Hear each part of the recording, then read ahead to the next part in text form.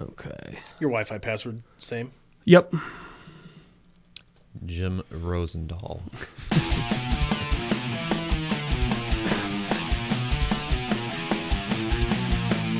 Get ready. Get set. It's the Project Ion Podcast with Kevin, Andy, Jim, and Kyle, bringing you opinions on life from a basement in Northwest Iowa. Oh, come on. I really don't think that a president can do much about that issue. You are fake news. Well, let's say it's a guy named Seats.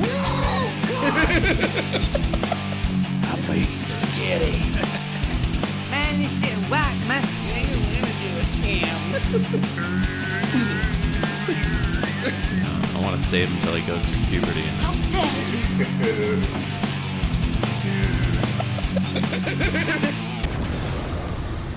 News. Oh man, that intro is great. Yeah. It's the new intro. Well, we don't have Kevin or Andy, our host, but we've got our special friend Adam is back. Why, hello, ladies and gentlemen. How are you doing, Adam? I'm really good. Yeah. I'm really good. Living in Chicago now. Yep. Just came back for a long weekend. See the folks over Valentine's and chill out and see you guys. Yeah. Well, we're glad to have you on again. Yep. Thank you. It's much appreciated. So thank you for coming on over. It's good to be back. Yep. It's slightly improved, I think, since last time you were here. Oh yeah, the tables moved. Yeah, the tables moved, and we added a couple of monitors, I think, and we briefly had a call-in feature, but Really? yeah, and Well, you have more followers now too. I yeah, see. right, yeah. So We're 7 more. we're right on the edge That's of more than one a month. blowing since up I've been here. Yep, One follower a month. Yeah. One subscriber a month. we're really picking up steam now. The year 3040 will be Yep, monetized. yes, sir. And Kyle, you had a basketball game today, right? Yes. You were doing some coaching. Yeah, doing some basketballing. Nice. So we got a big win, which is awesome. Congratulations. Thank you. District play starts a week from Monday, so season's winding down and get ready to play when it counts. So Well, very cool. Very cool, man. So, all right, I got my eyes on the chat. Do we want to dive right into bad reviews? Yeah, I Okay. can't believe anybody said anything negative about this podcast ever.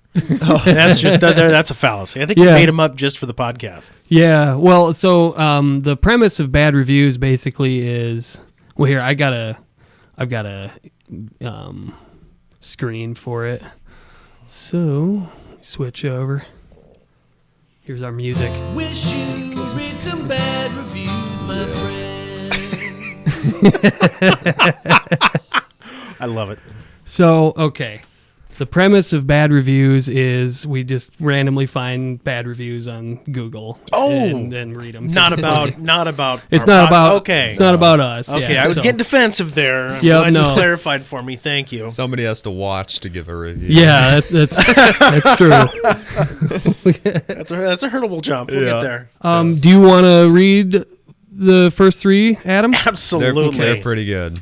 Absolutely. Yeah, so just read the stuff on that first page. All the first cluster is all the same place. Okay, so this is one. Okay, I see. Yep. 1-star review. 1 star. The cheap children that run this location need an attitude adjustment. They're rude and very unprofessional. If I ever ran a business as poor POUR as these infantile chimps do, I'd be hard-pressed to get any customers. I believe that the name brand is the only thing keeping this location open. The place is disgusting, and this place was full of tables that have not been cleaned off or cleared off, food that had been obviously sitting on them for quite some time. And I'm reading this exactly as it's written, by the way. If you want to dine at a place which is full of and I've never read this before either, so this is kind of exciting. If you want to dine at a place which is full of flies and to be treated rude like you just stepped on somebody's toe, or you want to be rushed out of the building an hour before it closes, according to doesn't? Google anyway, then by all means, this is the location for you. As for me, I personally will never enter another until this entire staff is fired and replaced. A weekly paying customer for the past 5 years. weekly. Yeah. Same place. Same the place. last 5 years. That's a lot of. I have a guess, and I know Okay. the viewers can't see it at home, but I think I have a cup from this location right on the table here. Okay. I'm Well, just taking a stab We'll at it. keep reading. We'll see Okay. if you can hone in on it. So is the goal to guess the? I mean, you can. You know, I why guess. not, right? It's chart your own It's adventure. news. Yeah. And it's public information. We're just Yeah. Right. talking about. It's all right off Google. A better name would be Pizza Zoo. It was dinner time, but the staff couldn't bring food fast enough, and the customers were scrambling for whatever few items were available. The selection was meager. The Coke dispenser spit out clear carbonated water. Dessert pizza was gobbled up as soon as they came. Well, duh. Kids were screaming and babies were crying. I thought it was disappointing. Okay, So it sounds I know to me where- like they were busy. Yeah, I would say so. I mean, Oh, somebody ate the pizza. Oh man. Bad review. you know, you learn at a young age that if you don't position Oh, yourself God. to jump on that You dessert have to pizza be when watching. it comes out, you Oh, lose for sure. out. Yep, you got to be watching. You got to defensively eat that stuff. Mm-hmm. Okay. Next one. Yep. We're ready. All right. Same place, 1 star. So I walked in, and they wanted basically $40 for my family. I couldn't believe that shit. Oh man, gotta Anyway, pay. I couldn't find a clean table to save my life. Plates and crap piled up all over the place. If my house looked like that, somebody would call DHS on my ass. So I sat down at the cleanest table we could find. I had to move a bunch of dirty plates to another table to just sit down.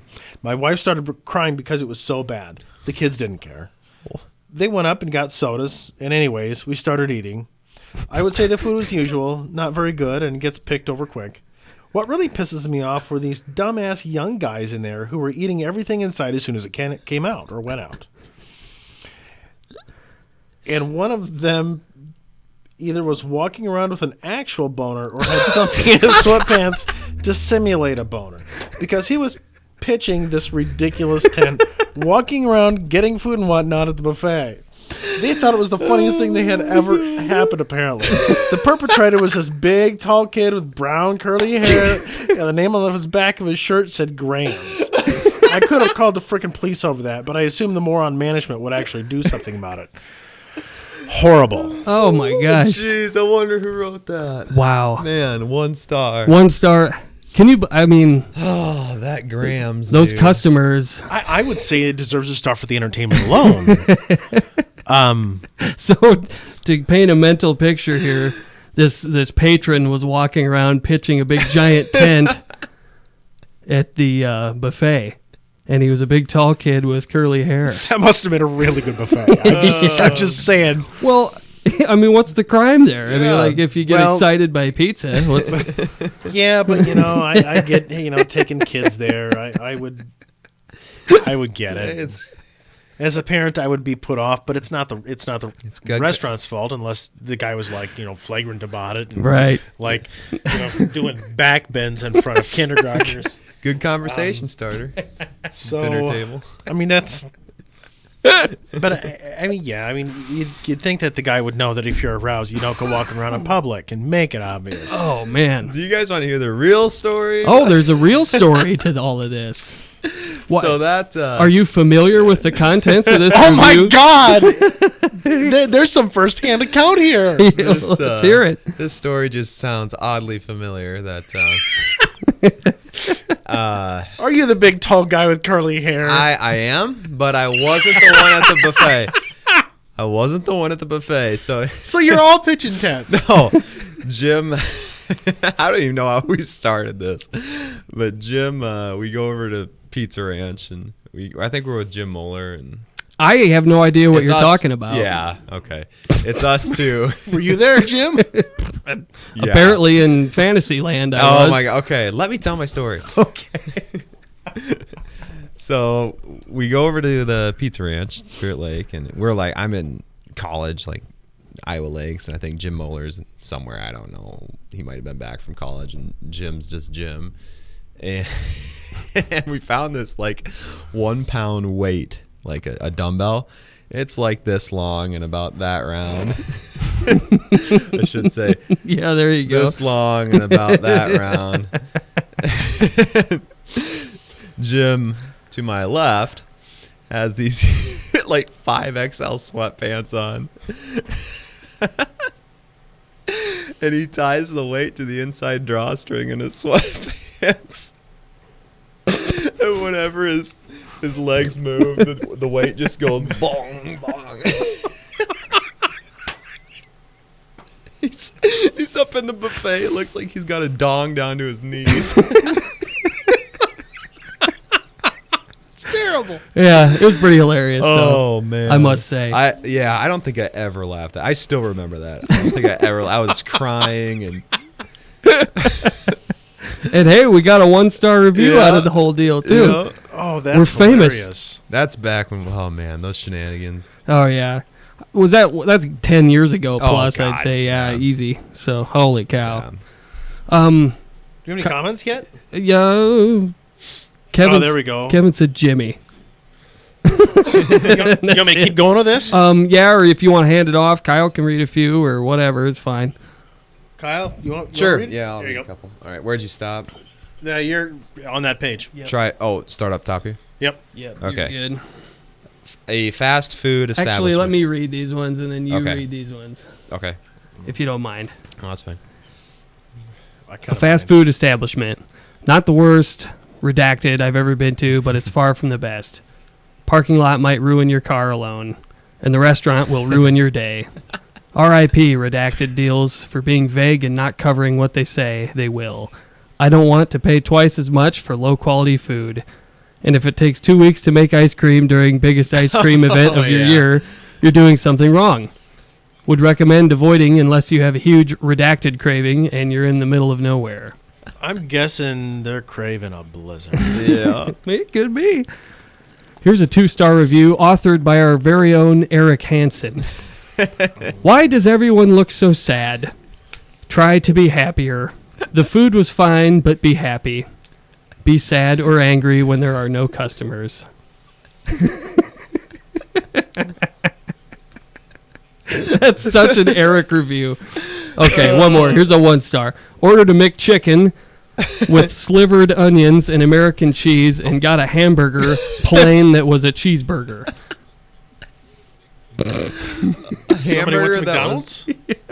I'm going to read that again. It was so Yeah. terrible. Ordered a McChicken with slivered onions and American cheese and got a hamburger plain that was a cheeseburger. And that's the end of the review. It. Yeah, so read from the dotted line down. All right. 1 star. So these are local places. It could be. Could be. We just, No, all of these are local You places. never know. we just don't know. Okay. 1 star. Tried blank again 2 days ago. I should have learned my lesson the first time. Ugh. This time I ordered a $5 lunch with a caramel sundae. The caramel was burnt. I asked the gal if the caramel was burnt. She looked at another employee who shrugged her shoulders and turned to me and said, no. Period. Then proceeded to shut the drive-through window. Okay, ... I guess the combo is over. Terrible food. Terrible management. That place needs an overhaul. Disgusting. Disgusting. Calling health department tomorrow. Jeez. Okay, 1 star. Was that Dairy Queen again? I don't know. Hard to say. I don't know what places in town have drive-through that offer caramel sundaes. I suppose McDonald's would. Yeah, McDonald's does. Okay, 1 star. Service. Is somebody's playing? Oh, I'm sorry. I should have muted this. Oh, that's okay. It's our live stream. Gotcha. I was It's like, the I thought my delay. phone was off. But okay, 1 star. Service was slow, even for redacted. A new employee took our order, which is fine, but our training supervisor was sitting with a group of friends, cursing up a storm. This continued the whole time we were there. The order of onion rings came out burnt, harder than a rock. My chicken sandwich was absolutely disgusting, and the bacon cheeseburger was undercooked. Ooh. This is the absolute worst food I've ever had, and I feel for the new employee that has to put up with coworkers who do nothing to help. Would not recommend. All caps. Ugh, I think I know where this is. scathing. Another 1 star. I'm sorry to say that employees here are very unprofessional. I was here with my daughter, who was in kindergarten, BTW, and the kid who took my order looked like he could be in her class. His boss was clearly standing halfway out the back side of the door smoking a cigarette because you could smell smoke inside the restaurant. Disgusting. She was barking instructions at somebody else that I couldn't see. I would have left then, but my daughter wanted ice cream in the worst way, and I felt like we couldn't put up with it. The floor was sticky from wall to wall, and I was reluctant to even sit down. I found the cleanest booth I could, and my daughter and I sat there and ate. Of course, she had ice cream all over her shirt and hands by the time she finished, so I took her to the bathroom to get cleaned up. I was horrified to see that someone... Come on. What? Okay. Went to the bathroom to get cleaned up. I was horrified to see that somebody had dropped a huge deuce right on the floor about 2 feet from the toilet. How the hell? Oh, come on. How the hell does that even happen? Where is this place? It sounds horrible. Oh, don't make me read the last part here. What's the big deal? I would say it was of normal coloration and approximately a 4 on the Bristol stool chart.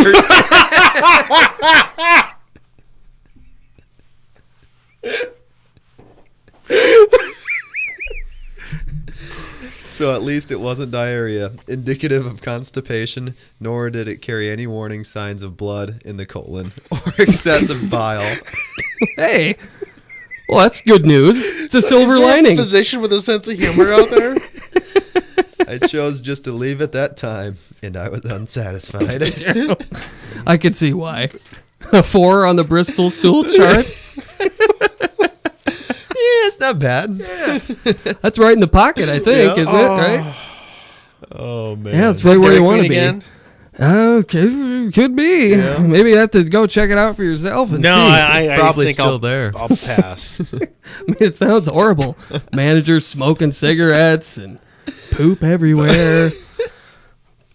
Good grief. Employee looked like he was a kindergartner. Breaking child labor laws Yeah. up in there.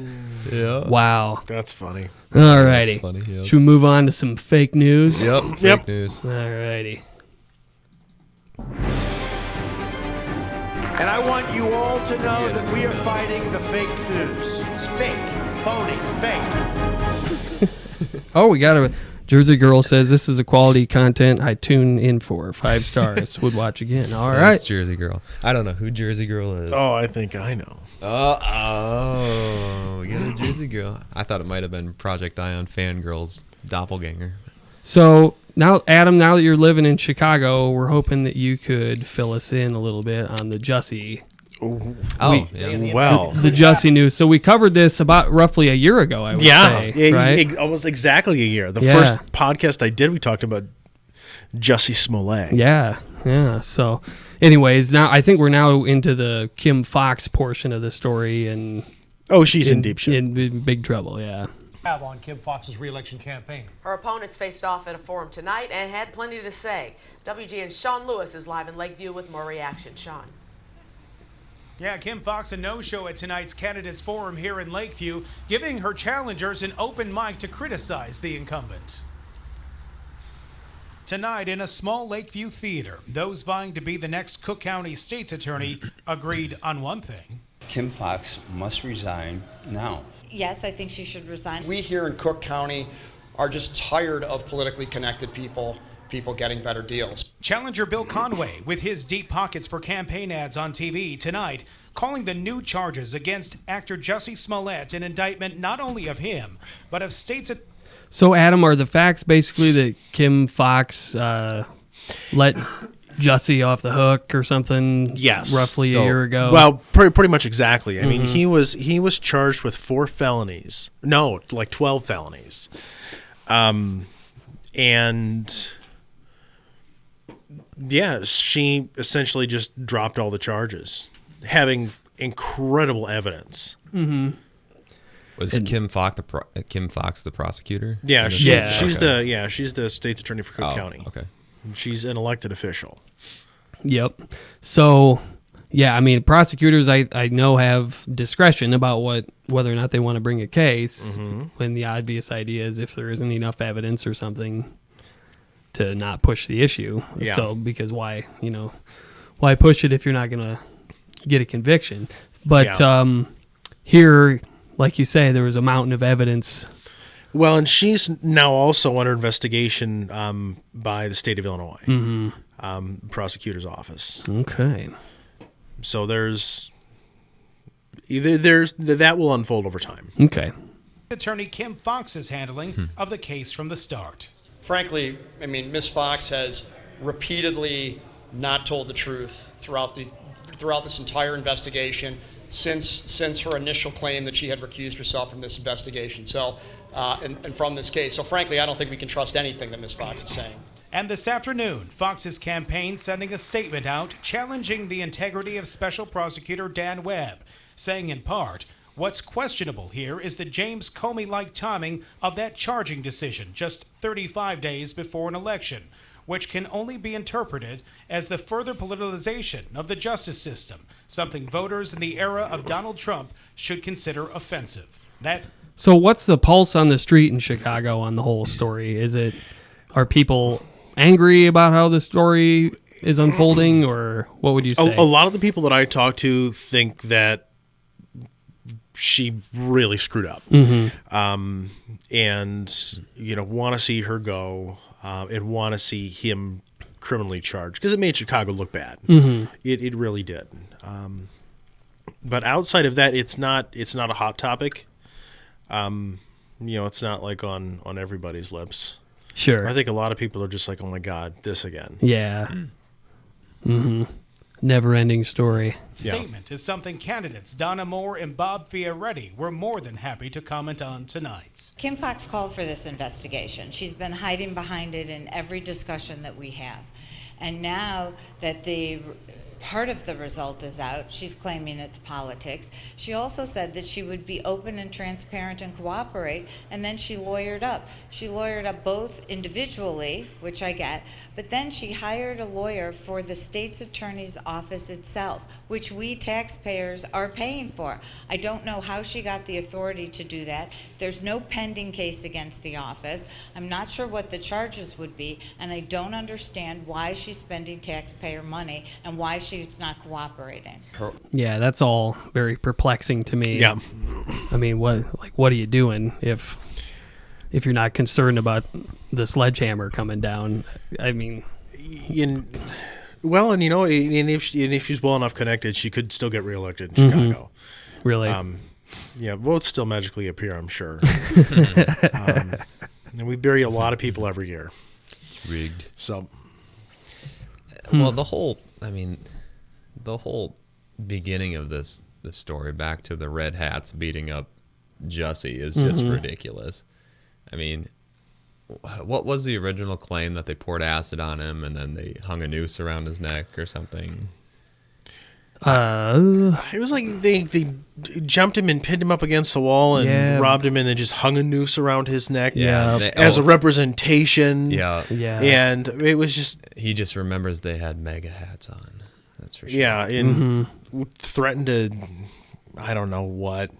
And then shows up... And I don't think he was really badly hurt. No, I don't think he had scratched. much for injuries. Yeah. Well, it's just, I mean, if you go that far, there's mental illness involved with this. I mean, could be. Yep. You beat yourself up and then try and play a victim card. And then I think it came to light, like they found checks or something that you had written that were paid to these trainer guys from Nigeria or something. A couple of brothers. They admitted to it.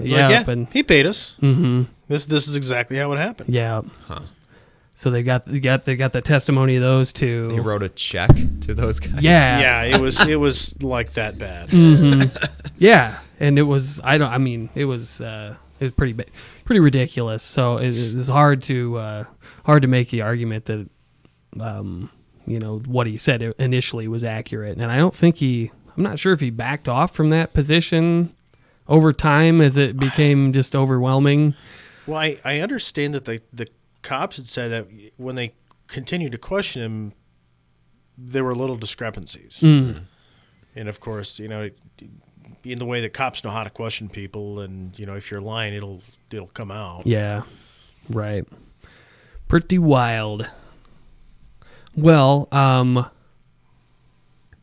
let's switch to some news with a little bit of a local flavor. Yeah, this Jersey was good. girl had commented that she screwed up bigly.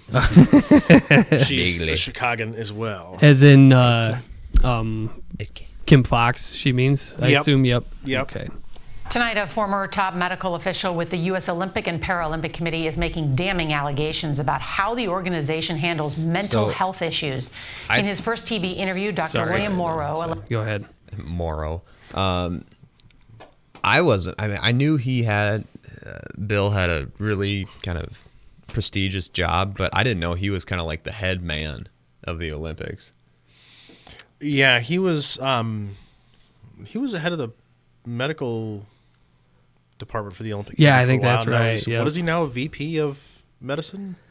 I don't think he's affiliated with the Olympics anymore. He was fired. Fired from them. But I think he's doing something else now. But for those that maybe don't know, Bill Moreau was a chiropractor here in Estherville for a long time and had a successful practice and so forth. And then, I would say roughly 10, 12 years ago, I moved. He sold his practice. Sold his practice, and he, I guess, I can't remember what he did, or what the steps were for him. If he went right to the Olympics from his chiropractic. No, because my understanding is he was going to be the chancellor of the chiropractic college down in Davenport. Okay. And something fell through with that, and then he practiced for a while out of his home, and then moved out to Colorado. And then the next thing I knew, when he was in Colorado, he was working with the Olympics. Yep. I mean, that's as far as my knowledge goes. Yeah, and anyways, for the roughly past decade or so, he's made his life out in Colorado at the Olympic facilities and so forth. Well, in out 5 there. years, 5 or 6 years ago, his home was burnt. His home burned down. Yeah, that's right. In those big fires they had in Colorado. I remember that. He was actually was he on CNN or something when they were interviewing people? Oh, yeah, I think so. Yep. Yeah, now that you mention that does ring a bell because, yeah, they had a real nice house out there, and it got unfortunately caught in the path of those wildfires, and along with a whole lot of other real estate. And anyways, yeah, he was burned it all up. But he was the one that recommended I do my knee surgery. Yeah. He was here. Yep. But anyways, I mean, just about everybody in Estherville has got some sort of a connection to Bill Moreau, and his son Craig has been a friend of mine since we were toddlers, so I know the family very well. And yeah, it's a shame to see all this, him in the middle of this situation that clearly is bothering him a lot. He's in the right here for sure. Oh, absolutely. Yeah, of course. Yeah, I think a lot of people are. The overwhelming majority is super supportive. I would say. Well, and I think anybody who knows Bill just knows the kind of guy he is, and just nice, gentle, big, soft-spoken, kind of a do the right thing kind of person. So yeah, it's easy to see why everybody back here is so supportive of him. Oh, absolutely. Alleges he was let go last May, in part because of his complaints about this issue. Now, Moreau has filed a lawsuit claiming he was wrongfully terminated. We've got more now from Dr. John LaPook. In the water, Michael Phelps could beat any challenger. I'm a finely tuned swimming machine. But on land, he says he was brought to his knees by a force he couldn't see or understand. I also struggle with depression and anxiety. This week, Michael Phelps said about the U.S. Olympic and Paralympic Committee, "I don't know of anything they've done to help us mental health-wise." You're either part of the problem or part of the solution. And is siding with a whistleblower, a doctor who worked inside the USOPC for 10 years and gave his first TV interview to CBS News. Michael Phelps is exactly right, and people need to start listening to what he's saying about mental health. Dr. Bill Morrow, a chiropractor and a former medical chief for the committee, was fired last May. He says one reason was retaliation for complaining about how the organization handles serious mental illness. These Olympic and Paralympic athletes, they're the sons and daughters of the United States. We love to say they're like the person next door. It's because they are. You know, when I listened to all of this the first time through, it surprised me that the Olympics didn't have mental health people in their, medical staff, because that seems to be the problem here. Is that because isn't mental fitness and toughness, isn't that a part of a professional athlete's routine? I mean, I thought that that should have been kind of a built-in. I can't remember exactly what they call them. The kind of a sports psychologist. Yeah, right. I mean, yeah, and you have the best athletes in the world in this location. I would assume that they'd want to take care of their mind too. Mm-hmm. But interesting. I was really. I mean, I knew there was some hubbub about this, but I didn't really know specifically what the controversy was, I guess. So this is pretty interesting. Yeah, first playthrough. Yeah, it gets darker. They suffer from mental health problems like everybody else. Dr. Morrow was alarmed at what he says was the organization's slow response to an athlete in crisis. World champions, United States. Olympic medalist Kelly Catlin. In 2019, while on medical leave from cycling, she took her own life. We're trying to become experts in the management of serious mental health illness, and that's not what we do. If you have suicidal ideation, you need to be under the care of a psychiatrist. Catlin's death spurred Dr. Morrow to send a memo to USOPC leadership about what he said was an ongoing problem. He says they address athlete mental health issues using staff who are experts in sports performance, not psychiatry. He wrote, "It's a dangerous pathway to follow." He says he got no response. Catlin's father says he doesn't know if more help from the Olympic Committee could have saved her life. We desperately need action. Olympic champion swimmer Allison Schmidt has battled depression for years, and she says she's still struggling to get help from the USOPC. There's lives out there that have been lost because there's no change made, and it's very frustrating. Yes, I mean, it's hard for me to fathom not knowing much about the whole situation, that they wouldn't have therapists and psychiatrists and that sort of thing on their staff to begin with. I'm with you. I had always assumed that they were well cared for. Right. I mean, obviously, athletic trainers and doctors and that kind of thing to start with, but why wouldn't they have the extra staff for, mental health too? I don't get it. It sounds almost more like they're, use them as entertaining pack mules. Right. Are the athletes are they employed through the Olympic Committee? Is that how that works, or do they just go there and train and try out? The athletes themselves are not employed. Since they're amateurs, they can't be employed, but they can get endorsements. Mm-hmm. Okay, and so endorsements, I think, is where they get a lot of their money. And then they just go to this center to train and compete. Yeah, I think so. Yeah, my understanding too. And I suppose I'm sort of shooting from the hip here, but my guess is that if you go through the steps to actually qualify for the Olympics, and then you're quote unquote in, and then now probably you've got access to facilities and that sort of thing and whatever that you'd be kind of in their bubble and within their scope of the responsibility of the Olympics to a certain degree. And clearly there's a relationship here between the Olympics and the athlete that creates some kind of a duty of care to these athletes. So that's what it's all about. It seems like kind of boiled down. So, but yeah, it's just perplexing to me that they wouldn't have that kind of staff on their I'm right there with you on their payroll. I just can't figure it out. So, yep, sounds nuts.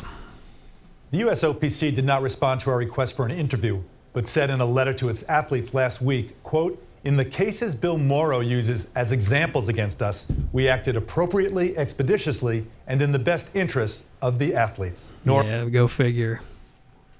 Well, I don't think you can say, the best interest of the athlete is the athlete being dead. Yeah, that's a little tough of an argument to make. Yeah, I don't believe that.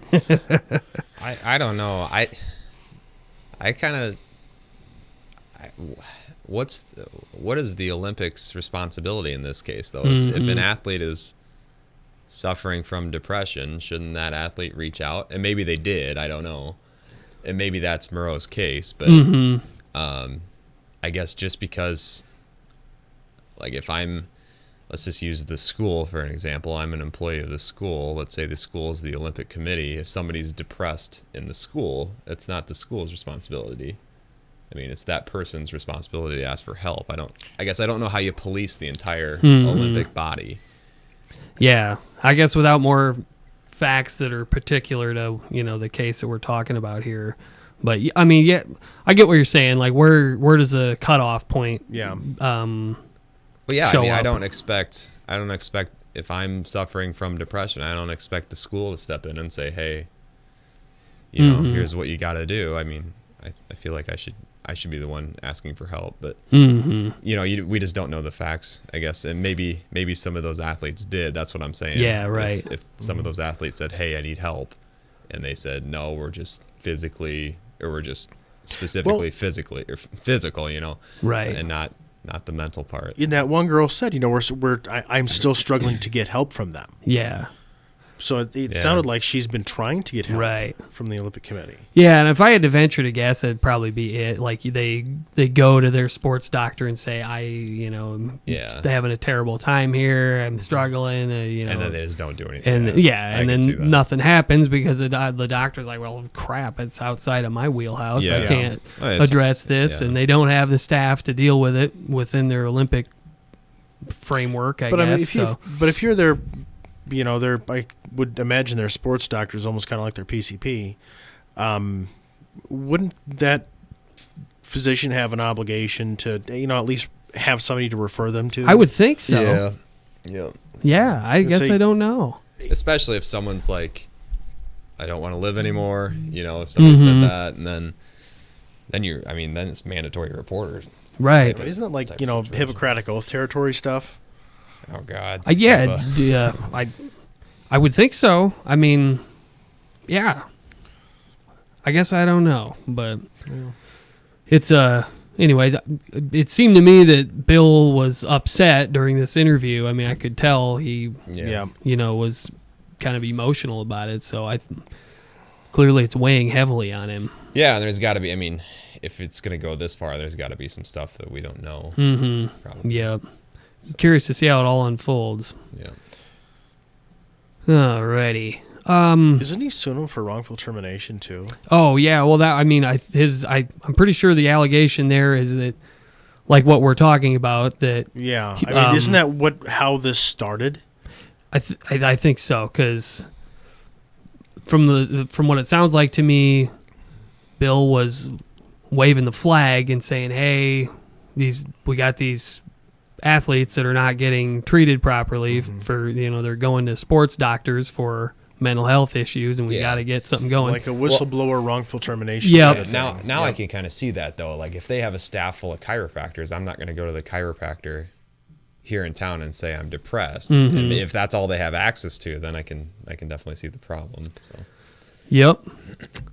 So, but yeah, I mean, I think the allegation there is that he was waving the flag and they fired him as a result of what he was doing in the capacity of his job, I guess, and blowing the whistle on it. And then so I guess he's suing for that. So we'll see how that turns out for him too. Yeah, the Olympics is getting some pretty bad press here lately. I think with a variety of different things. Wasn't there some sexual abuse scandals and that kind of thing fairly recently? Yep, and so no bueno for the Olympics right now.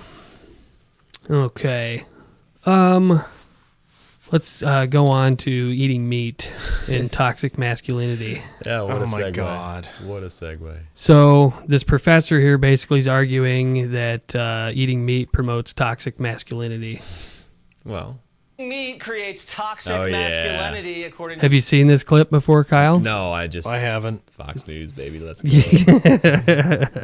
Well, this is our fake news segment. Oh, yeah. A university professor. Eating meat is bad for you, it's bad for the country, and it reinforces gender stereotypes, apparently. Jeez. But it tastes so good.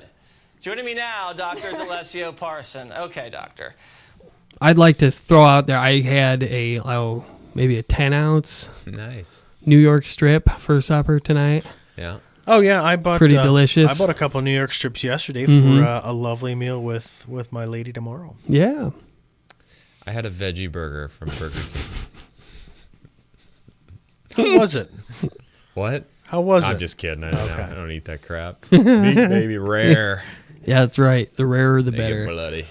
Why is eating meat bad, really? Well, we have to back up because you, I think at the beginning, just said eating meat creates toxic masculinity. Mm-hmm. The toxic masculinity is already there. It's already there. Just making... Do you guys know what I toxic have no masculinity idea. is? Yeah, it's Toxic. it's essentially everything about the stereotypical man is bad. Okay. So my what do they call it? Man spreading when you sit. Yep. Is that part of you're that part of toxic masculinity? Yeah, that's part of it. The anything that promotes the being stronger and Mhm. faster and being a man. Huh? Is there a non-toxic being aggressive? Yeah. So just being a dude. Is there a non-toxic masculinity? Well, yes. Being Think of the opposite of beta. that. Yeah, so Being a wimpy. So- boy. so- like a wimpy soy boy type. That's kind of how I take it. Like a dude that just, I don't know. And I could be hearing it wrong. Okay. But that's how I What- take it. Okay, I think of this guy down in the corner with blue hair, or maybe I'm assuming it's a guy. In the thumbnail. Oh, yeah. That's kind of what I think of the opposite of toxic masculinity Okay. is, or being masculine in general. Alrighty. So apparently she took umbrage with the assertion that meat creates toxic masculinity because meat is just part of it. Makes sense. Yeah, Does she said it's eating already meat make there. Okay. Toxic masculinity worse. It's one of the ways in which it can reinforce existing kind of social structures, including patriarchy. Well, how does that... What? If I was that interviewer, I'd just stop and just look at her and say, "What did you just say? Explain." Uh-huh. We're talking about eating meat and then a social construct of patriarchy. I'm going to make an assumption that she is a professor out of California somewhere. Yeah. Could be, yeah. Gender Or Berkeley. UC Oh, Berkeley. God. I don't know if California, or I'm sorry, I don't know if Oregon and Washington are that just crazy. Yeah. But California, I thought that's my guess. Mm-hmm. I wouldn't be surprised. Reinforce social structures where men dominate eating meat.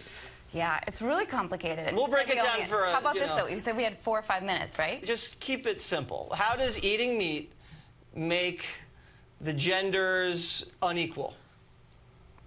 Eating meat holds a lot of symbolism, and it really is too much to explain in 4 minutes. Then why are you here? Yeah. If you're just going to say words, then... Well, that's typically what people say. Yeah. If you're just going to say words that have no meaning. I mean, I don't know. I guess, yeah. I get what you're saying, though. Like, if you can't synthesize your argument into a couple of points. Yeah. I call bullshit caveman. That wins. Mm-hmm. That wins.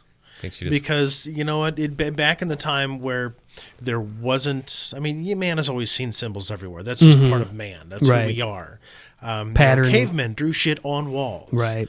They saw meaning in what they could see, and they used that, created symbols for those meanings. And she's talking about the symbolism of eating meat. I mean, people have had to eat meat to live. Yep. Because if they didn't, they would die. Right.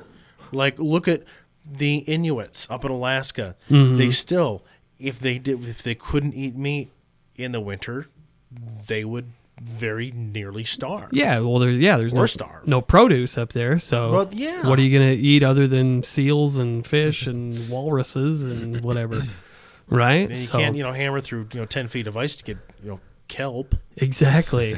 Yeah. Well, Kyle, you're the science guy of the podcast, but we've got incisors, canine, molars, and you know the combination of teeth. I think you find in other creatures that are omnivorous, right? Yeah. So, Very good. Yeah, you've got the ability to eat a wide variety of food. I was impressed by that whole paragraph, by the way. Let's just see what. Kudos to you and your dentistry knowledge. Yeah, right. If she doesn't have canines or incisors, then maybe she's got a point. But I think she's her genetics tell the world that she can eat meat. Yeah, I mean, if that's what your teeth are for. If you've got an evolutionary trait that lends itself to eating meat as well as vegetables and produce and stuff. Can we use this to segue into toxic education? We sure what can. kind of bullshit does she teach people? Well, she wants us to take her course because there's not enough time in this 4-minute segment right. to really understand what Dr. Indeed. Delazio Parson, hyphenated names. Okay. Thanks. But it has to do with the fact that our individual level decisions, the things we decide to do as individuals, eat bacon, what we consume, what we put on our. Oh, I had bacon for breakfast today. Did you? Yep, bacon and eggs. I don't know if I had a whole lot. Oh, dude, yeah, I know I don't know any chicks who don't like bacon. Oh God. Yeah. I don't know one. Does anybody I know not like bacon? Vegetarians who will eat bacon. Yeah. Bacon is life. Bacon is love. I'm convinced that a lot of Kevin Bacon's success is directly due to the fact that his last name is Bacon. You see, I've always thought of him in that way. Yeah. Like a crispy, refreshing, fatty Sunday morning treat. Yeah. Well, wait a minute. Boy, you can take that a different way. Don't. Whatever. I'm going to let it go. We buy and put in our households are Francis fundamentally Bacon. political acts. Okay. Right? The personal is political. Okay. Oh, my God. Yes. I'm having a steak right now because I'm starving. I hear you. I wish I could have half of that, but this doesn't look vegan, and I'm trying to be vegan. You're a vegan? It's really hard because Oh my God. Talk to any vegan in the first 5 minutes, you'll know it. Oh, yeah. For sure. We've had a vegan or two on the podcast. Really? Jesse. Oh yeah, that's right. Just look at that face. Yeah. I'm a vegan. Yeah. So, like in the beginning, you said like meat causes toxic masculinity, but actually, I don't have enough time to tell you. It's like super complicated. and you know, there's so much going on. You wouldn't get a. Oh my God! I was wrong. She's not from California. Okay. But I was right in that she is from the West Coast. Ah, okay. Portland. Yeah.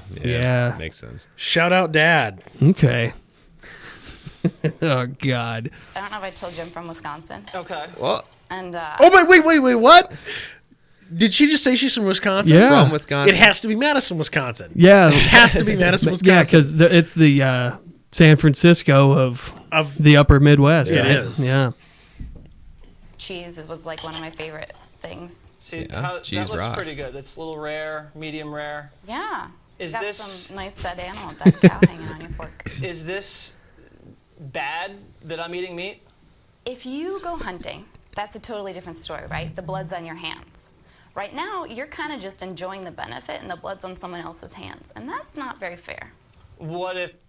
Fair to whom? Yeah. Why are you? How can you tell me what's fair?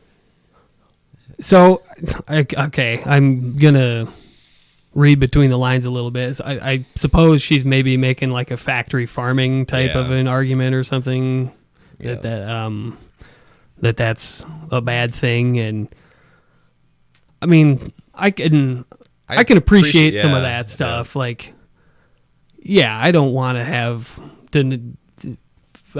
cows and pigs and chickens and that kind of thing that we eat a lot of to, live this miserable life being, in a tiny little cage or something. I fed have hormones something and fun. Yeah. Okay. I have something fun. RateMyProfessor.com. Yes. Professor in the sociology department. Big surprise at Portland State University. 32% would take her class again. And the level of difficulty is at 2.63%. She does not give any quizzes or exams and no final. Just makes you write until your hand falls off. Wow. What the She's hell? completely intellectually dishonest, unclear in her lectures, presents her opinions as facts. And here's Rude. my problem with Bernie. If he gets elected, then our taxes are going to have to pay that professor's tuition or salary, excuse me. And that's BS. You want to take that class, pay for it. I'm not doing it. Yeah. Oofda. If they want to hunt meat, or what if they want to raise cattle? Oh, totally. But the idea of killing and taking a life, that we should really deeply consider what that means for us as human beings. You know, people have said you should judge a society by how it treats their animals. And we, you know, it'd be great if we had universal health care for our animals. Universal health care for animals. That What? Oh, this can't be real. Do you think? Okay, are we People getting like into this exist? troll territory? Is that the running theory here that this is all a ruse? I know. I hope so. She pushes a social agenda in class all the time. I was asked to remove the class. I was asked to remove the class last semester due to disagreeing with her stance on how meat affects Chilean culture. So she disagreed with the teacher, and the teacher said, "Don't take my class." Wow. Jeez. And this was the student who wrote this was Chilean. So this bitch is from Wisconsin. Yeah, and she's telling them about how it is in Chile, huh? Wow. Yeah. There's no toxic masculinity related to meat. So she does teach this stuff. It's just part of the diet. It's dessert and easier to grow cattle than crops. I withdrew from the class. It was easier to grow cattle than crops. Yeah. Makes sense. Yeah. There you go. What more do you need? Out of necessity. Mm-hmm. Yep. Going back to your point, though, Jimmy, I appreciate the argument that you kill or you eat what you kill. Especially if you're hunting and stuff like that. Yep.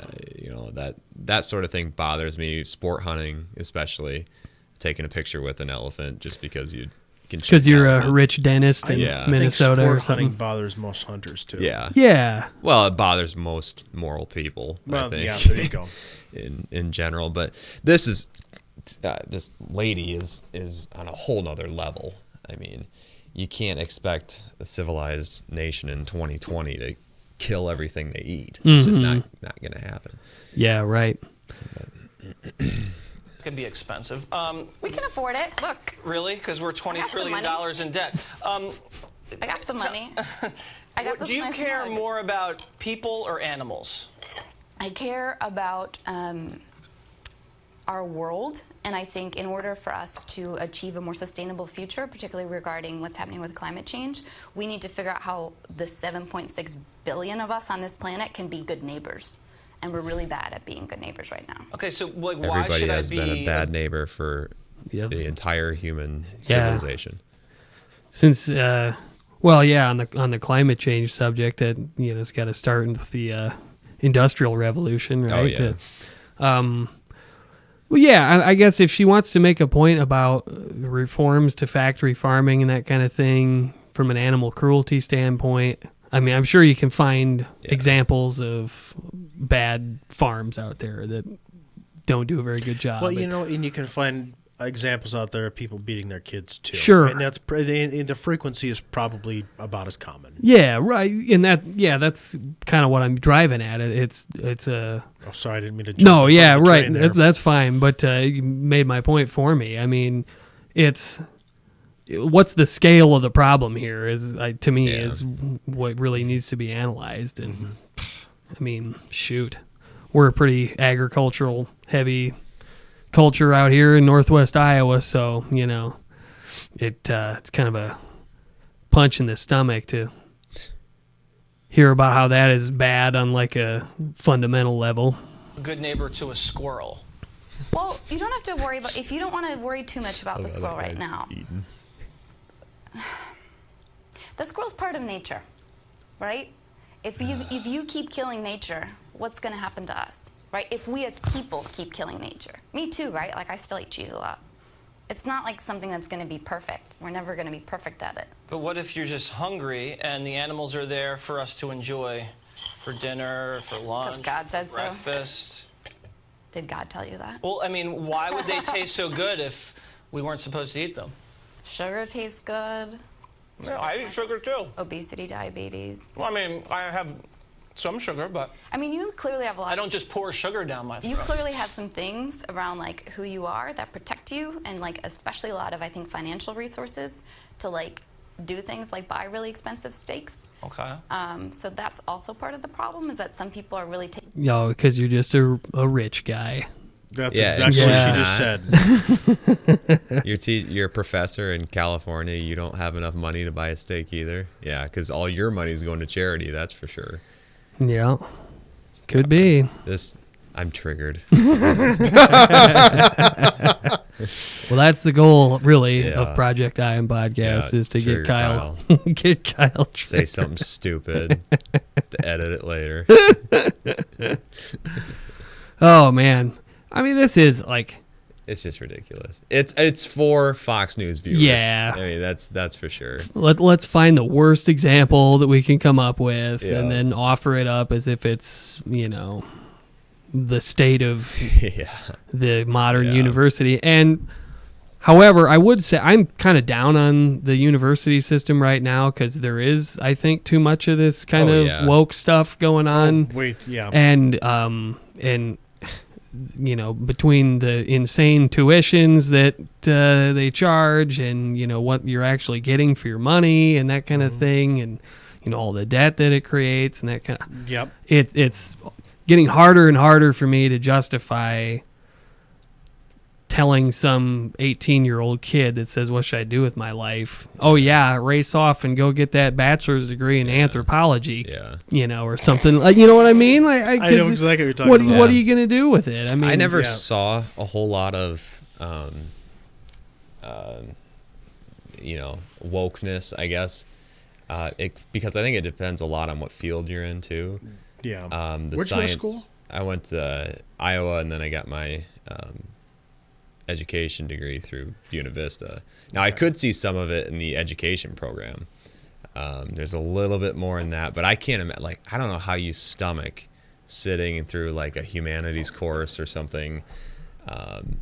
You know, some of those 101s in huge lecture halls, just feeding some professor's ego for 60 minutes a day or whatever. Yeah. I don't know how you stomach that. And you know that's coming out of your pocket too.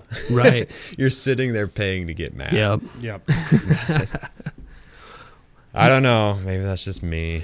Well, when I think back to my college experience, my undergrad experience at Iowa State, I didn't feel like I ran into a whole lot of this over-the-top type stuff. I don't think it existed. I don't think it was that bad yet. Yeah. No, I don't think it existed yet when I was at school. I mean, the argument was so mainstream. It was mainstream liberal was where the argument was coming from, not this left-wing freaking crazy town. Right. Yeah, exactly. I mean, I think universities have probably always been somewhat of a, you know, bastions for liberal thinking. Well, that's just the age demographic too. I mean, 'twas ever thus, I think, to a degree, but the difference, is this kind of woke type stuff that is hyper focused on like identity politics type elements and social justice things, and you know whatever that. It's hard to figure out where they're coming from and how that has completely taken over. So it seems, at different universities. And I noticed between my time at undergrad at Iowa State and then my time in law school in Drake, there was a pretty big difference with the way the university, addressed certain things. So like, here's a perfect example. I woke up one morning at Drake to an email with, you know, like all these red flags and buzzers and, oh my God, blah, blah, blah. World's going to end. And it was this long thing, I think from the president and co-signed by the provost for campus equity or something and inclusion, which is I've never heard of that before. I want that job. But somebody drew a swastika on the back of a chair in a lecture hall or something with like a Sharpie or whatever. And, you know, it was this huge long thing that was a factual breakdown of what happened. And lo and behold, some kid ran across it who was Jewish, and oh boy, it was a major trauma. And, you know, so they wanted to put it out there about how much the university did not condone this behavior. And of course it doesn't condone. Well, I mean, it was like all. I know what you're saying. Yeah, it was all stuff that went without saying. Exactly. Yeah, that was my. And it was this huge response to what, in my view, was a 5-minute problem of you call the janitor and have him come with some sandpaper and file off the swastika, and then everybody moves on with their life. Yeah, you know, this gross But overreaction. Yes, Yeah. exactly. Perfect word. And we don't have enough victims. So, and that was just one example. There was a few different things that happened just in the 2.5 years that I was at Drake. And it would, you know, every. You know, kids like do clockwork. stupid shit for shock value. Exactly. I mean, who are And these are 18 to 18-year-old kids? Yeah. So, Yeah. I mean, I didn't have time in law school to worry about it. Obviously, it was like whatever, move on with my life here. But you know, my goodness, it's crazy. Like, I've seen swastikas in bathroom stalls and stuff for my Forever. entire life. Absolutely, yeah. You know, in fact, I was thinking that. call Joe for a good time and phone number. You know, I mean, it's just the stupid vandalism that you see all over the place. So, I don't know. It didn't seem like enough to get bent out of shape to me over. But let's move on. Thank God it wasn't a publicly displayed Oh. Confederate flag in university housing. Yeah. Tony. Yeah. Oh God. So there's a story. There's always a story. I love it. My dad had a rebel flag because he went to school in southern Missouri, in south of the Dixie line. Well, I don't know if it is south of Mason-Dixon or not. What it's school in to go to? Westminster. It's in God, what's the name of the town? Can't think of it. Anyways, you know, this would be in the late 60s, early 70s, but they had students there from the deep south and that kind of thing. So he ran, and he was the Yankee out of the group, of course, being from Iowa. But his buddies, you know, had a lot of that kind of southern good old boy stuff in their background. Well, they gave him a old rebel flag that could be from the Civil War practically. But I had it, and I thought it was cool, and I was studying the Civil War in college and that, and we hung it up in the window at the apartment, Tony and I did. And then the people across the way hung up a Yankee flag, and we were going to have a Civil War in the green space in between. That's awesome. But yeah, I wound up having to take it down after a while. It's too offensive. Yeah. Fulton, Missouri. Fulton. North of the Mason-Dixon. Okay, the good. Mason-Dixon looks like it's the southern border. Yep. Yep. Yeah, then they're all Yankees. Yeah. So what's the big deal? That's right. Well, that southern Missouri was unique. People down there didn't really relate to either side. Sure. Yeah, Missouri's got an interesting history that in that Civil War time period. Yep. But yeah, it's a neat spot. Let's move on to a crazy person. I love that. Yeah. So this video is called "A Woman Has a Mental Breakdown and Crashes into Cars, Hit and Run, Public Freak Out." It's got to be good.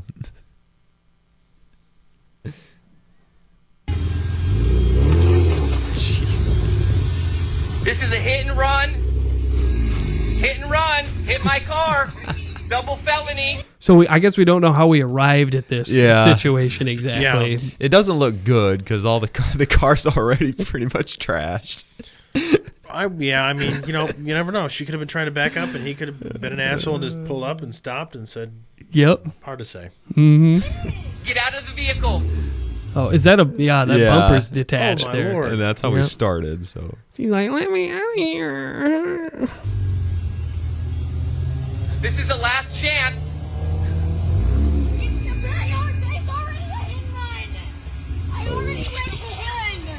Oh boy. So did you guys pick that up? No. You don't understand how mean my grandma is. Oh. So could this be grandma's car that we're looking at right now? It could be. Yeah, there's. Ooh, boy. There's something going on here. We got a situation. We got a situation. We do. This is getting interesting. Oh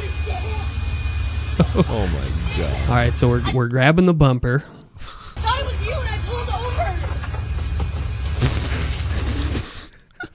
She's trying to put the bumper in the front of the car, and let's just say it's wider than the car because it's the bumper. So, okay, what's the craziest car situation that you guys have ever been a party to? Nothing like that. Yeah. Oh man, I don't know. Shrimp at my brother's wedding. Shrimp had a pretty good run. Eric got in a car accident, with right? a rental car. Yeah. Yeah. That was. I'm thinking of maybe a time when it flash flooded and Kyle drove my car into a big puddle and ruined it. I did not do that. I was with you and I was mad because you got our butts stuck. God, you're an idiot. Think we can go through this puddle? It's like 3 feet deep.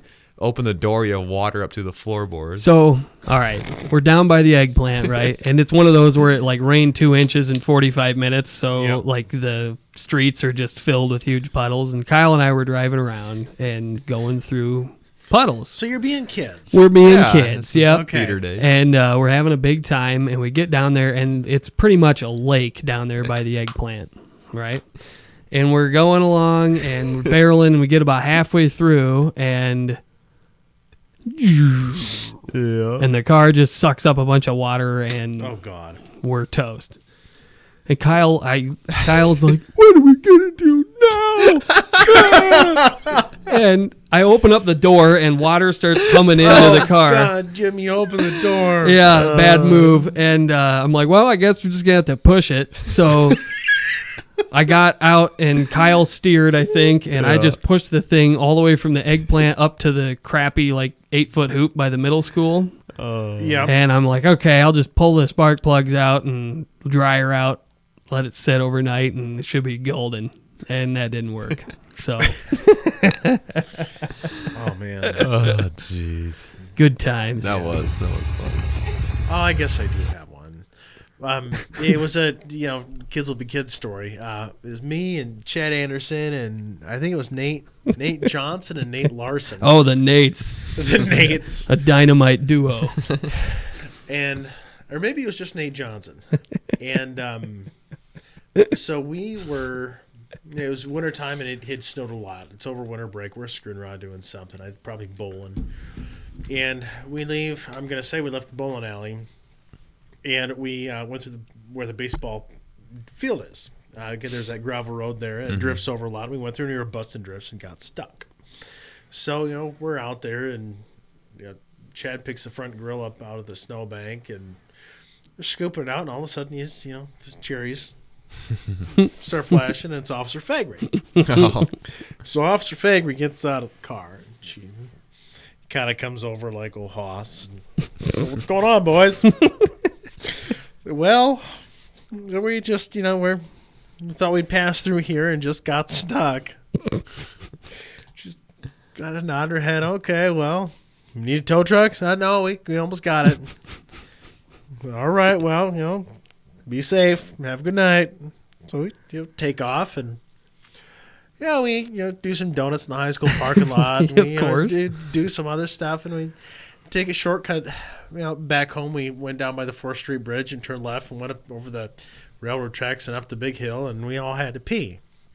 And so we thought, well, it's gonna be no traffic this time of night. Yeah, why not? So we, Chad noses the car, just off the side because of course it looks flat. Now, ditches can be a little deceiving. Mm-hmm. So, with all the snow that blows over, a ditch could be 6 or 7 feet deep, and you don't know because of all the snow that's blowing over the top. Well, the car slid off and about 3.5 feet down. And so we get out of the car, and we're like, well, shit. So we peed because we pulled over because we had to pee in the first place. Mhm. And then we started to try to shovel it out, and we're using floor mats after Yep. we have it cleared out. And of course, after about 15 minutes, we see the lights. Oh boy. So lo and behold, it's Officer Fegri again. So she kind of hobbles over to us, or saunters over, and so what are you boys up to? Well, we just pulled off. We wanted to see some deer that were in the field over here, and we slid down to the ditch. Well, you boys need a tow truck? No. So if I catch you boys screwing around anymore tonight, I'm going to find something to arrest you for. Have a good night. She's off on her way. Yeah. Yep. 20 minutes later, we're out of the ditch. At home. Yeah, no doubt. So we got a few comments here. Tony said he spun out into Forsyth's yard once. Who hasn't spun out into our That's yard, a tough. right? Yeah, that turn there is. Oh, the number of times that mailbox was Oh, taken man. out by somebody. Oh yeah, big time. Tony also said couldn't stop at 13th and Central in the snow once and spun out 270 degrees to the right, ended up pointed back in the intersection with a green light. Wow. That's some Grand Theft Auto style. That is. Driving, yep. Kevin's got a teaser for next show. White men eating habits disproportionately contribute to climate change. Yeah. Looking forward to that one. So she threw the bumper in the car. He's gonna how do you it's in front of her she's trying to fold the bumper in half now for those of you who aren't watching. She's on something. Yeah, I think she's just so pissed off she's not thinking. Yeah, she's completely hysterical.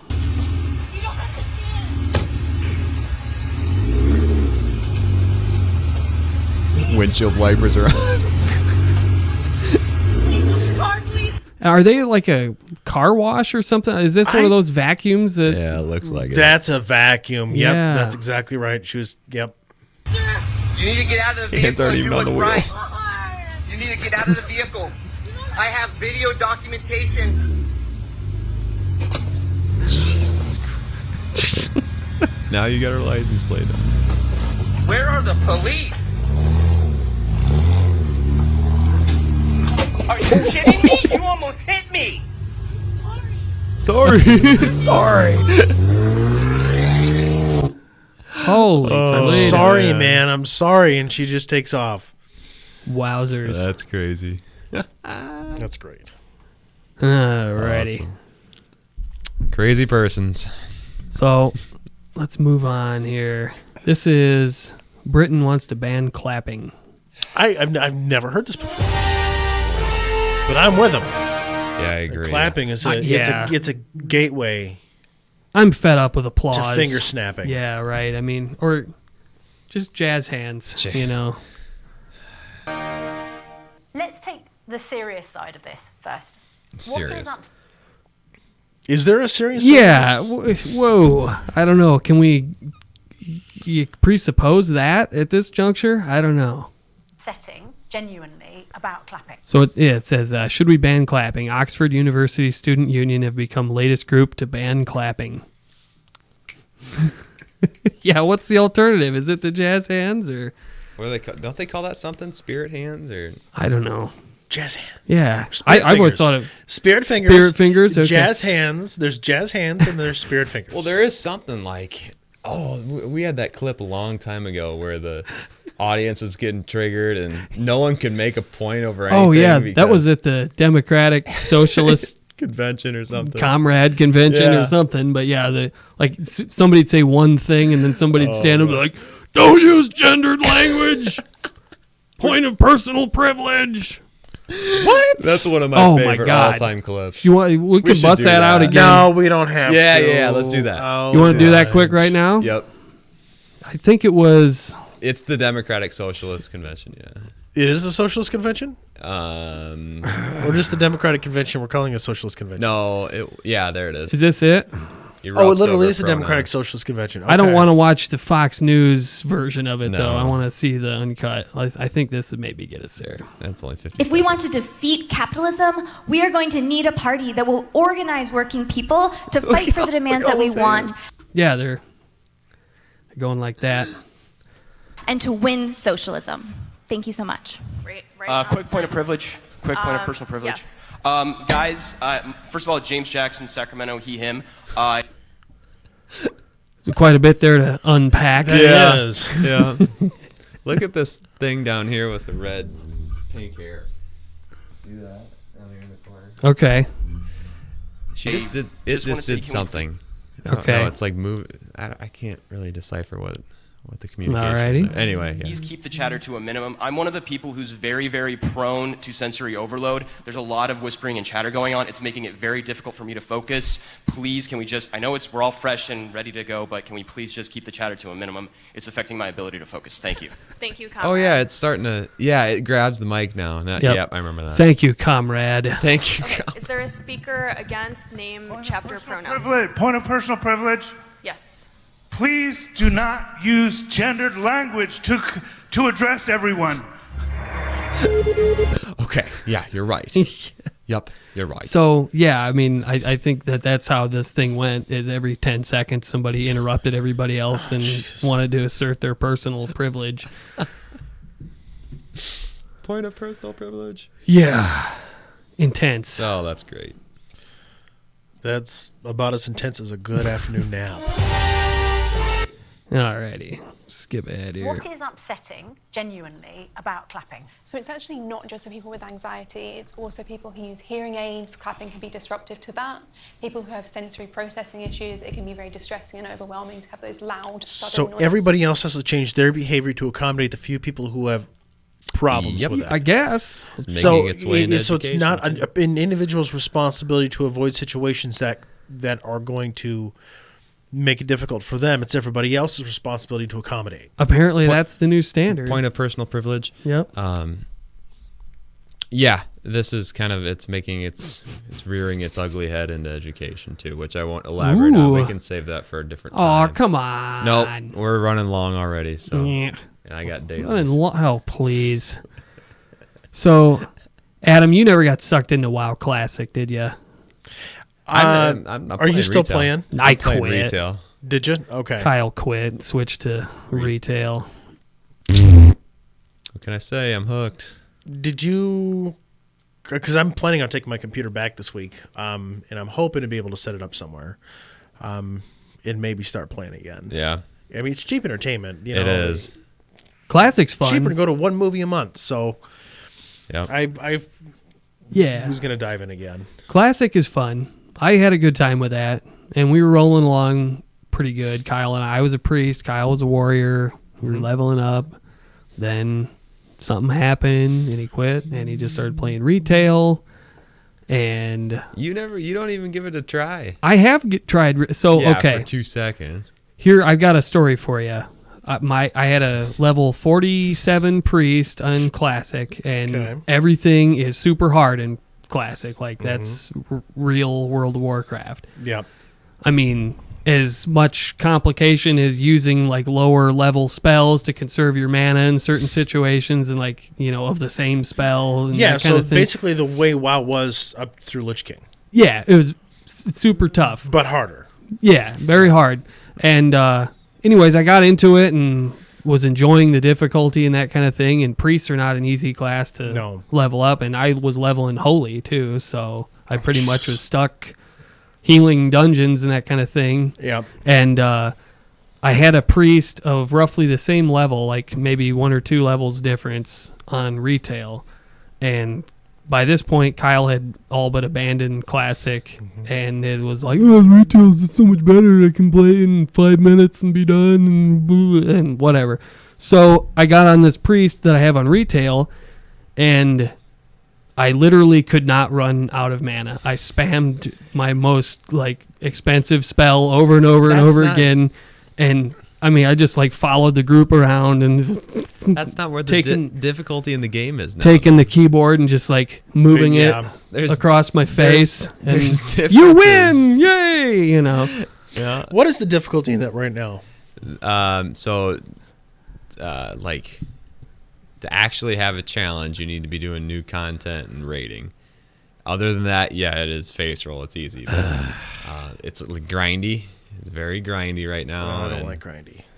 But leveling is a joke. I mean, it always Good. has been. Well, for a then long it's time to do it because I hated leveling in the last expansion. Yeah, it's easy. I'm sure our viewers don't want to hear us talk Yeah, sorry. World of Yeah, we're going. Warcraft. But hey, we'll say that for the post show. Who brought it up? Yeah, you're right. Good But point. it is part of our culture, isn't it, to clap? If you go to the theatre or you go to a lecture or you go to a performance or you go to a gig, you would expect that people would clap. Yeah, absolutely. And that could be preventing people from going to those events, which is a real shame. So if some theatres or... Oh, my God. So it's going to prevent one person out of How many 20,000. people are we talking about? Like, really? Well, then, you know... Then you got to ban plastic. Well, then you have forks. to avoid accidentally bumping into each other because there are Yeah. some people that bruise easily. Yep. Right. I can't wear a purple hat because purple's offensive to some people. Yeah, sure. I mean, there's no end to the amount of accommodations that you'd have to make. Well, yeah, like if you follow this train of thought, we're all going to be wearing brown. Accommodations. some universities say, actually, we're going to be more inclusive and do jazz hands instead. That'd be lovely. More people could get involved. And then what would be the penalty if you clapped? I don't think there's going to be Death. a penalty, frankly. I don't think anyone's going to say, prison. like, you need to leave. But if you were persisting with clapping, even though you've been Public requested to shaming. do something that's... I mean, at what point does this stuff get so ridiculous that everybody just ignores it? I mean... yeah. Right, we're getting damn close. We've got to I be hope at the so. tipping point, I would think. I mean, my goodness. The Brits do some crazy stuff from time to time, but this is beyond the pale. Yeah, they do. Not very polite, is it? Like, I think people understand if you're requested to do something in a specific context, you can do it. Would it stop you, Andrew, if you were somewhere and you felt the urge to clap someone and yet they'd said, we don't clap here? Well, no, it wouldn't. But what we don't do is completely restructure society and completely change societal norms in order to accommodate the sensibilities of a few people. Thank you. Hey. Amen, brother. Easy. That's I all that mean, needs to be said. Yep. The end. End That's of where that story. segment can end. Yeah. Yeah. I mean... So, okay. What would you guys think about a privately owned theater or something or venue or whatever that says, hey, we're not going to have clapping in Fine. here? And That's fine. I mean, that's Right. different. You know, there were places in... well, there's that They're gonna go out of business. place in New York, the hipster place, Soho, where it was customary to snap your fingers Yep. because the bar was below a house or something. Yep. I don't see any problem with that. Well, Yeah, let the market decide. yeah. I mean, if that's the rule of the place and you as a patron, agree to follow that rule by Well, being a patron of the place. Mm-hmm. So, That's how norms change anyway, is Yep. through the market. Yep. I mean, but here this is different. The university has just imposed this policy apparently on anybody in the student union. Oxford, huh? Mm-hmm. I'm just reading a story about this on the BBC News website. An individual called Hannah from Weymouth in Dorset she struggles with loud noises like clapping. She was diagnosed with autism when she was 3. She says, I don't agree with a ban on clapping. Perhaps other people who object. So pause it a second. How many kids do I see, or how many autistic people, walk around with headphones on? Well, actually, it's the norm to walk around with headphones on anyway. Mm-hmm. But, if I saw somebody in a venue like that, I would just assume, okay, they have a problem with sound and not think anything of it. Yep. Because it draws so much less attention than going out of your way to say, hey, everybody, there's a guy in the front row who's autistic, so you can't clap. True. Yep, and then it makes everybody I shouldn't say not like, but have some resentment towards that person and not towards the actual mandate of not clapping your hands. Yep. It changes the focus to the actual individual that has the condition, not the rule itself, which is exactly what she said. That is a danger, don't you think? That there are people who would say, why are we banning everything just for a small proportion of people, and blaming them? I think that's definitely possible, but we shouldn't kind of meet the expectations of those judgmental people. There's a lot of anger towards So people. wait. So she is being hypocritical and saying we shouldn't meet the expectations of these, few hypocritical people, but we should meet the expectations of these few people who can't clap. Huh. Some interesting mental gymnastics going on there. I do what I can. Yeah. How are we gonna justify that position, here, purple-haired lady? With allergies as well, say on planes, if you're not allowed to have nuts, you'll find people saying, "Oh, I can't believe I'm." That's a health thing, Right. Yeah. That's. I mean, somebody's life could be at risk potentially. Well, with the nut thing. Yeah, and there are people who are so sensitive that if they get peanut dust, they will die. Right. Two different things. Mm-hmm. I mean, we accommodate people who are handicapped to whatever ability that we can. Yeah. Whether it's wheelchair accessible, peanut allergies, stuff like that. But there always has been some level of you have to provide your own wheelchair. Mm-hmm. But if you provide your own wheelchair, we'll do what we can to accommodate you. Like you bring your own headphones. You're cool. Yeah. I'm not allowed to have my Snickers bar or whatever. Yeah, but having nuts on a plane is not sort of part of our cultural heritage. Clapping in a gig and in a theatre is just a totally normal thing to do. It's totally normal, but that doesn't mean it can't change. Andrew, is this a... Yeah, like we've said though, nobody's dying from applause. Yeah. So yeah. Sign of the fact that... and this is similar to people who are epileptics with flashing lights. Mm-hmm. They have to. I mean, we as a society have not just stopped flashing all of our lights. Mm-hmm. There are places that you need to avoid. There are things that you need to avoid for your health. Right. And this is exactly along that line. Mm-hmm. Yep. I mean, from a efficiency standpoint, it just seems so crazy to burden the entire population with something, i.e., we're going to ban applause, whereas you could have your whatever sliver of a percentage of people that actually have a problem with applause for whatever reason could just stay the hell away from where they're clapping. Either that or bring headphones on. And you know what? Yeah. Take them off when the music's playing, put them on when the applause is Earplugs, whatever, sunglasses, I don't know. Live your life. Or just go like this. I don't have any hair. I wear a hat when it's cold out because I don't have any hear hair. Anything you're saying because I'm plugging your ears. I'm plugging my ears. Yeah. I mean, I don't know. I guess I don't demand that society provides me with a wig or a toupee or something, or turn the heat up outside. I don't demand that society provides me with money, and I need that to function in society.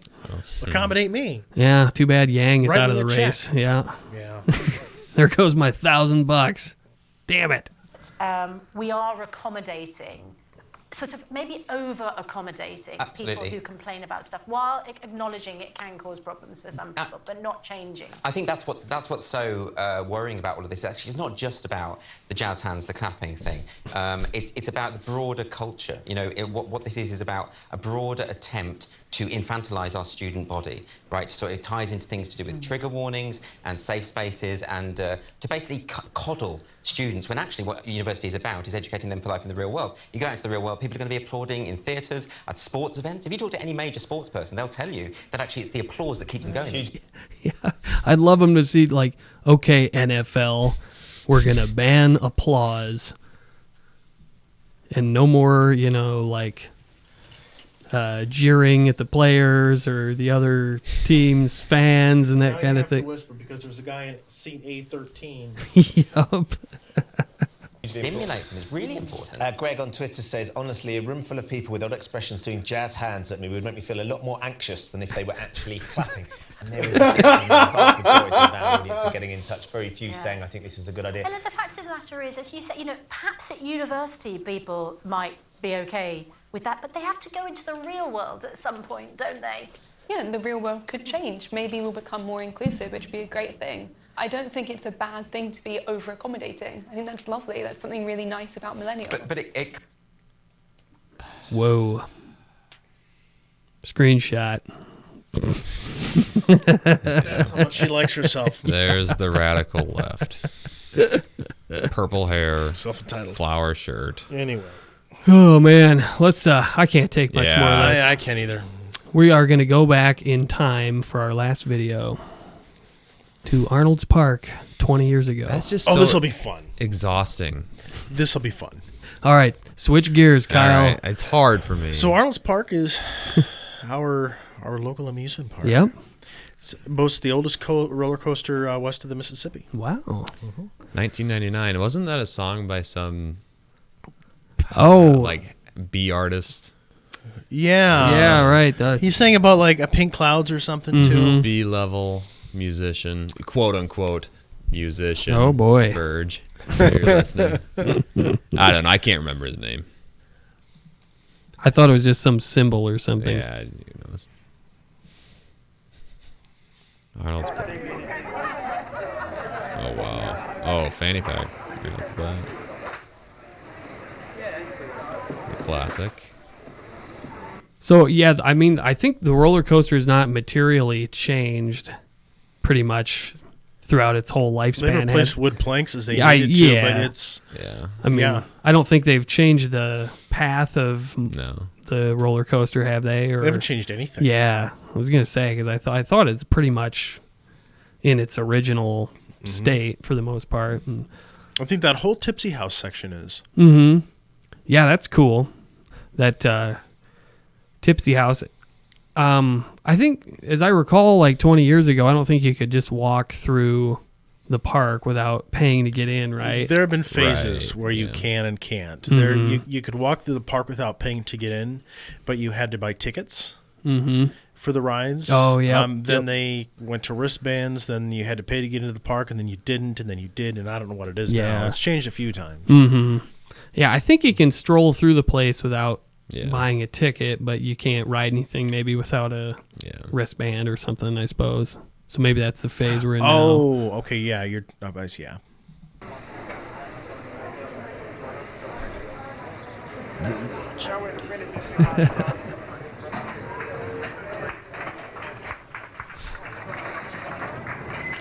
What are they applauding? I don't know. Exactly.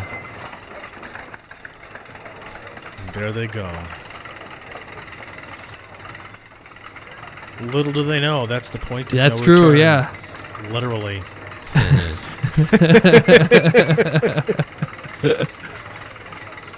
I love that sound of the old wooden... The clacking. The clacking thing, yeah. I do too. that's cool. It's so fun. Yep. I mean, in my adult life, the roller coaster is a little anticlimactic, I guess, because it's like 90 seconds long, and I mean, it's fun.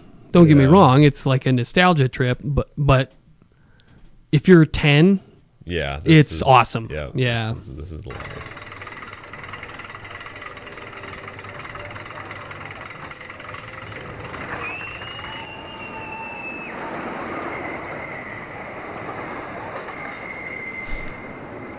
They, unfortunately, they've gotten rid of some of the rides that are, in my mind, are kind of the classic, like the Himalaya. Do you remember that one? Oh, yes. Yeah, that was awesome. Scrambler. Yep, it was the Himalaya. How would you guys describe that? It was The Himalaya was a like big...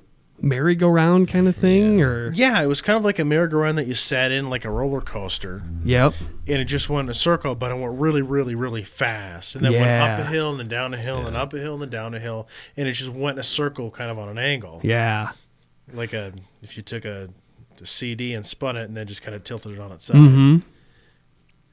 I remember being at the park in 5th grade, and I think it was the end of the year thing. Maybe, it might have been the Dare celebration. And I was riding the Himalaya, and in the cart with me was Mr. Andrew Spurgeon and Colby Morberg. And God. They were both double my size, and I was on the outside. Oh, no. And, here's, 50, 60-pound me at age 11. And we get to spinning really fast, and it's that centrifuge... centrifugal thing going on, and I am getting pancaked by and they're just laughing at me, and I'm like, stop the ride. You always wanted to be sitting with a cute girl on that ride. Oh yeah, exactly. That's the life.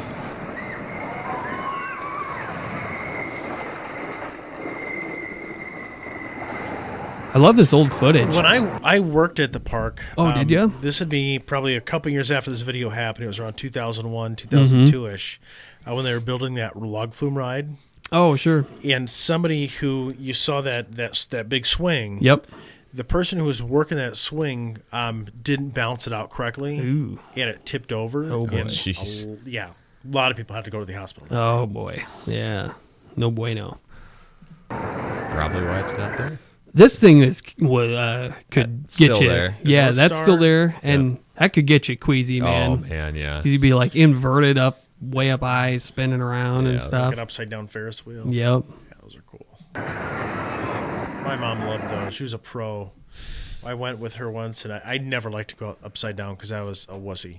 Yep. But my mom wrote it. My dad and I were watching her, and she said, "Okay, count how many times I can spin this around."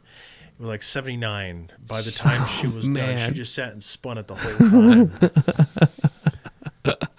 I used to be a champ at rides, but then something happened and I just started getting motion sick on them.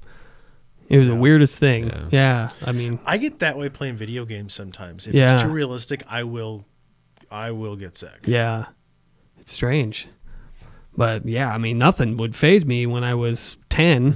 And then by the time I was like 18, I could take a roller coaster or the shoot you up and down thing. But Yeah. that was about it. Those spinny things in particular would just throw me for a loop. So this is all the same, basically. Yep, I'm pretty that's sure. not changed. I don't think.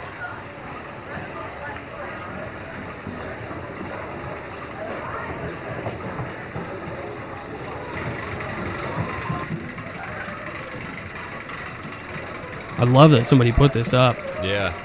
Yeah, this is cool. Oh, here we go. Maybe this was about the time I was working.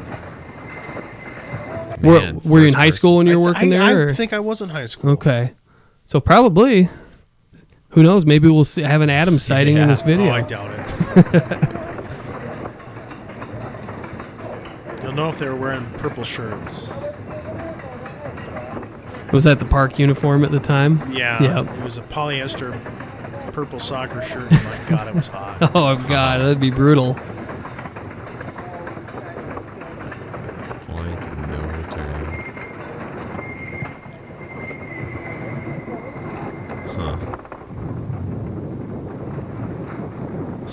Huh. So the go-kart thing, that's moved a little bit, hasn't Yeah. it, Kyle?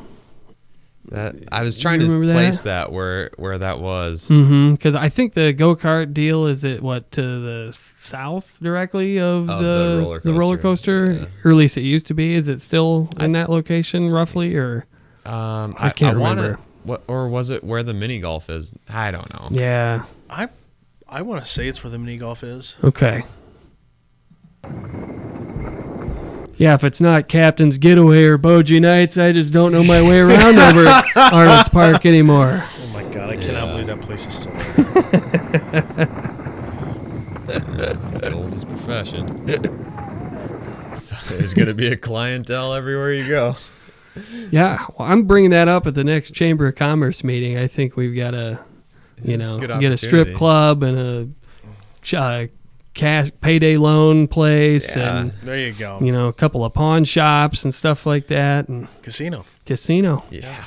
Not Nothing's- one of those nice Indian casinos either. Some cheap backroom alley yeah, somewhere. Yeah, the crappy little tabletop slot machine things. That's right. Yeah.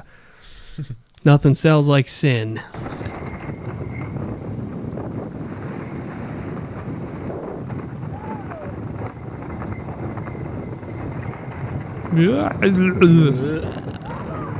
Oh yeah, the Ferris wheel. Yep.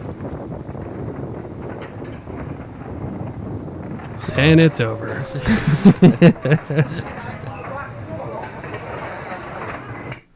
Anyways, let's Reverse see. angle. Oh yeah. Here's Oh, some shots nice. of the lake. Huh. So there's a bar or something here, Yep. I think, right? Yep. Pirates. And then this is roughly like Maxwell's and Looks like Is a that- KFC. The Nutty Bar Or thing. is that a McDonald's? Is that the Golden Arches I see there? Yeah, that is the Golden Arches. Okay. Okay. Oh yeah, this is that. Whoop, where's my cursor? This is that's the stuff right along the water, isn't it? Yeah. Right here. And then is this Maxwell's where my cursor is back that away or? At this point in time, was Maxwell still in the Emporium? That's a good point. I guess Or was it Geppetto's? can't remember. Been so many different things. Oh yeah, Geppetto's. Yep. Man.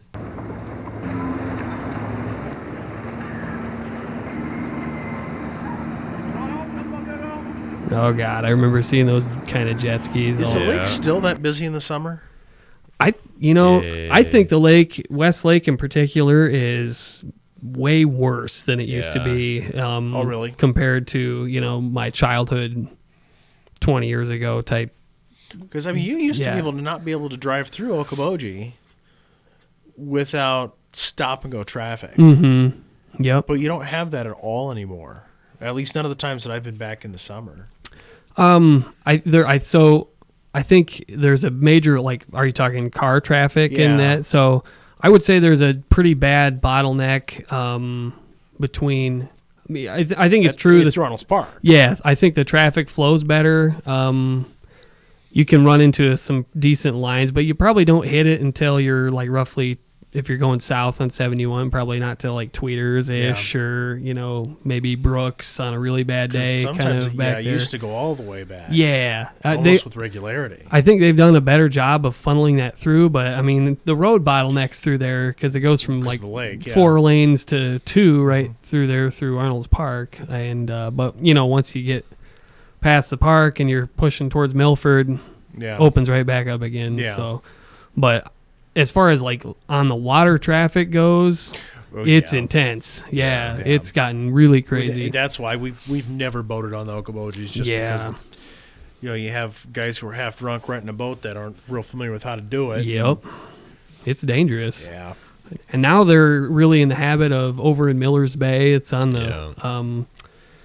the west side of the lake, about midway up, and it's a bay that's pretty much like no matter which way the wind is out of, it's pretty calm back in there. And they just string them up. I've heard stories and about that. It's It's just wild. party central every single weekend. The weather's good. Crazy. Yeah, and gross is what it Have you is. seen? Yeah, because I've never seen that. We could get a clip going. Nah, it's all right. It's already almost 9:30. Yeah, but have you seen the Butch Parks barge thing that floats out from? No. Oh man, you got to see that sometime. It's Yeah, this big it's giant barge. I think maybe from like the Mississippi River or something that they converted into a floating bar, and they load it up full of people, and it just bobs around out in the lake, and people just get shit faced on the thing. Because we don't have enough places for people to get shit faced Yes. before they boat or drive home. 'Cause that's the only Seriously. way you can get home. Yeah. I don't know. It's amazing to me, like, nobody's just gotten plastered and fallen off or something, and drowned or, Well, just not yet. yeah, I mean, give it's it always time. only yeah. a matter of time. But when I was in law school, Butch Parks, the whole section of the land use textbook was Butch Parks cases because every time he does something, he gets sued. Seriously, like zoning, Oh my zoning God. issues and variances and that kind of. It's just nuts.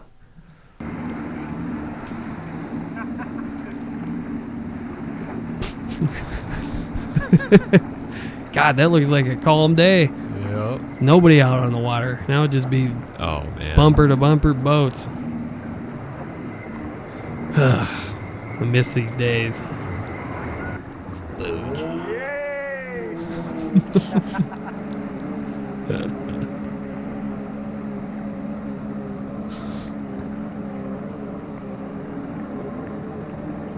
Yeah. Anyways, man. yeah. Nostalgia trip. Oh that's yeah, for for sure. Pretty crazy. Finish it off on a nice, happy note of what There it you used go. to be like. Well, thank you again, Adam, for being Well, on the thanks show. for inviting. Yeah, Let me invite myself. I we're appreciate that. glad to have you back, and hopefully you'll return soon. But we're glad everything's going so well for you, and Yeah, no, life Chicago. is That's life excellent. Is good. Life is good. All righty. We'll see you next time. Bye. Take care.